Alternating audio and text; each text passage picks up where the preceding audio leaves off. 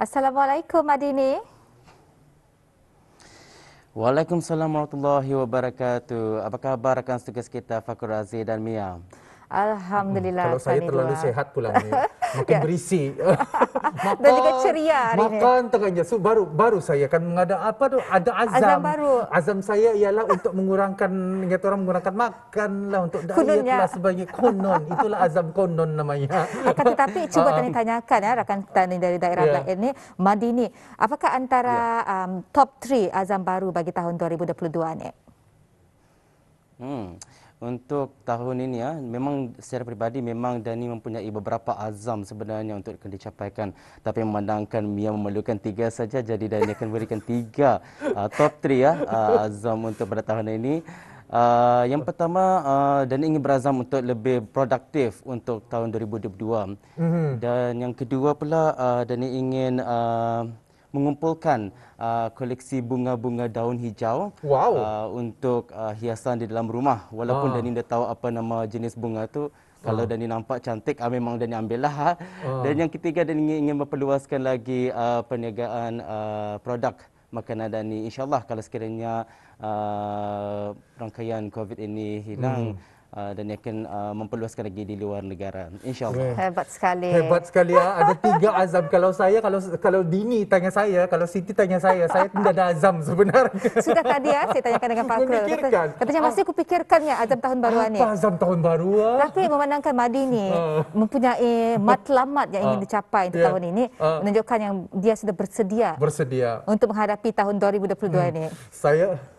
Saya agaknya belum bersedia untuk menghadapi kenyataan, kan. Tetapi Mbak Dini, mungkin saja ada kenyataan-kenyataan yang terpenting yang ingin dinyatakan, ingin diberikan kepada penonton Katadani di Rampai Pagi daripada Darah Blight. Silakan. Baiklah, terima kasih rakan tugas kita.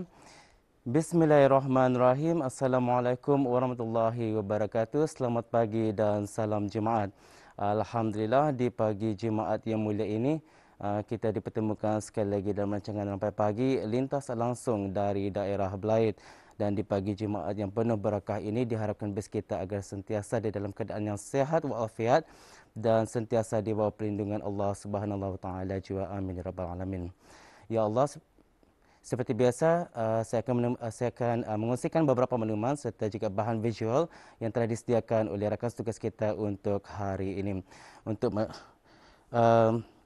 Saya akan bacakan satu info semasa saya yang berlaku di daerah Belait, iaitu penutupan sementara bekalan elektrik yang akan berlaku pada esok hari, Sabtu 8 hari bulan Januari 2022, yang mana ianya akan bermula pada pukul 8.30 pagi sehingga 11.30 pagi dan akan disambung semula pada pukul 1.30 petang sehingga pada pukul 4 petang.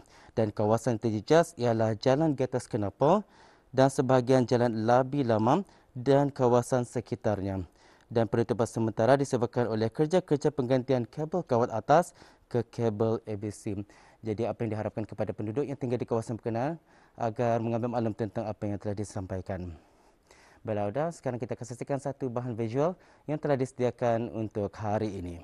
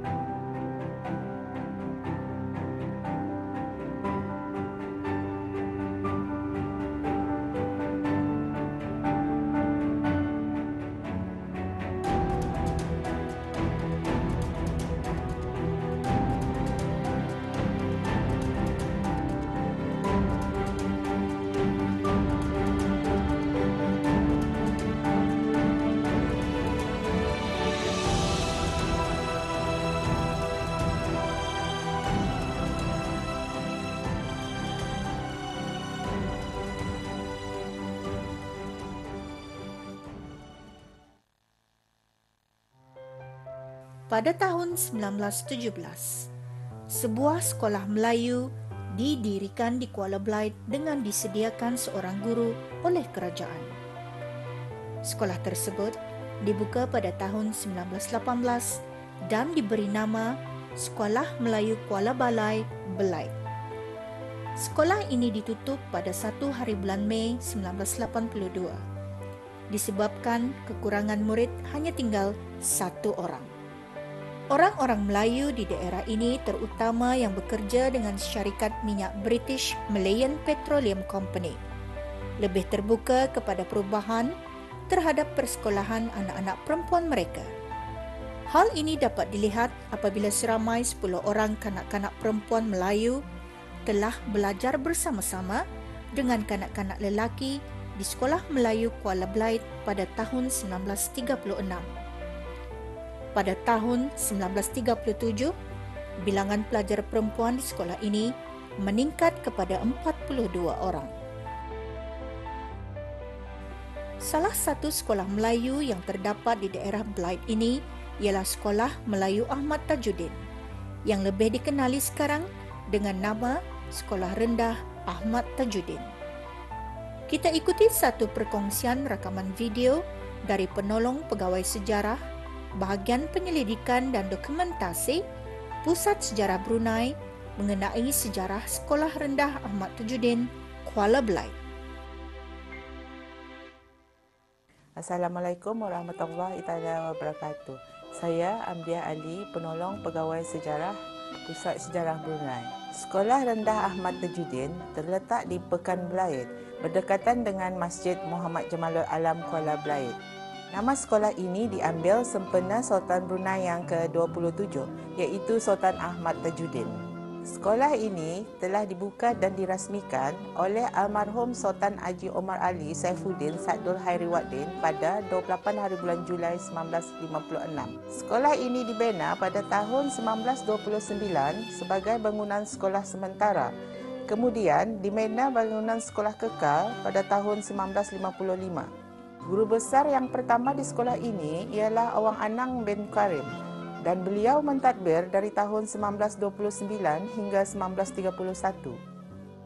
Jumlah murid di awal pembukaan sekolah tersebut seramai 20 lebih orang dan kesemuanya merupakan pelajar lelaki.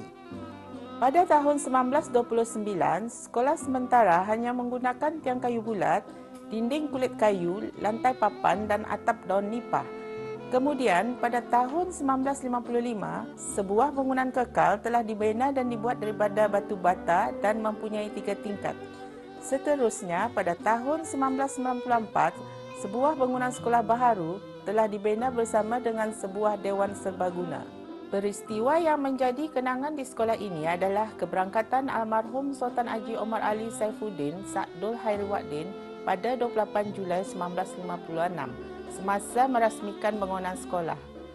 Meja kayu tempat almarhum Sultan Haji Omar Ali Saifuddin Sadul Hairiwaddin menandatangani perasmian masih ada dalam simpanan sekolah.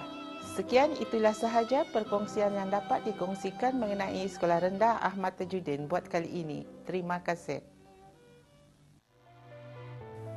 Pada tahun 1929, kerajaan menggubal dan meluluskan satu rang undang-undang yang dikenali sebagai Undang-Undang Kehadiran Sekolah, School Attendance Enactment. Undang-undang ini mewajibkan kehadiran sekolah bagi setiap kanak-kanak Melayu yang berumur di antara 7 hingga 14 tahun yang tinggal dalam lingkungan 32 km dari sekolah. Ibu bapa yang gagal mematuhi undang-undang ini dikenakan denda sebanyak 50 sen hingga RM1, iaitu bergantung kepada beberapa kali kesalahan yang dilakukan. Pada tahun 1939, Undang-Undang Kehadiran Sekolah itu telah dipindah menjadikan kehadiran sekolah wajib kepada semua kanak-kanak lelaki di bawah kategori 7 puak asli Brunei yang berumur di antara 7 hingga 14 tahun dan tinggal dalam lingkungan 32 km dari sebuah sekolah di mana pendidikan percuma dalam bahasa Melayu diberikan oleh kerajaan. Sebagaimana menurut Presiden British pada masa itu, anak-anak adalah dianggap sebagai kaki tangan kepada ibu bapa mereka. Oleh itulah, ramai ibu bapa tidak berminat untuk menghantar anak-anak mereka ke sekolah supaya dapat membantu mereka mencari nafkah. Pada tahun 1941, mata pelajaran agama juga dilaratkan ke sekolah Melayu di Kuala Belait dan Seria. Guru-guru yang mengajar pelajaran agama ini adalah dilantik khas daripada kalangan para khatib dan imam oleh pejabat kadi. Walau bagaimanapun, persekolahan agama secara penuh dan bersistem bermula pada tahun 1956. Setelah mendapat laporan berikutan, terdapat kelemahan murid-murid di beberapa sekolah Melayu dalam pendidikan agama. Pendidikan memainkan peranan bagi kecemerlangan sesebuah negara untuk membangun. Oleh itu, negara Brunei Darussalam tidak terkecuali bagi proses ke arah pembangunan dan meninggitarafkan kedudukan negara ke mata dunia.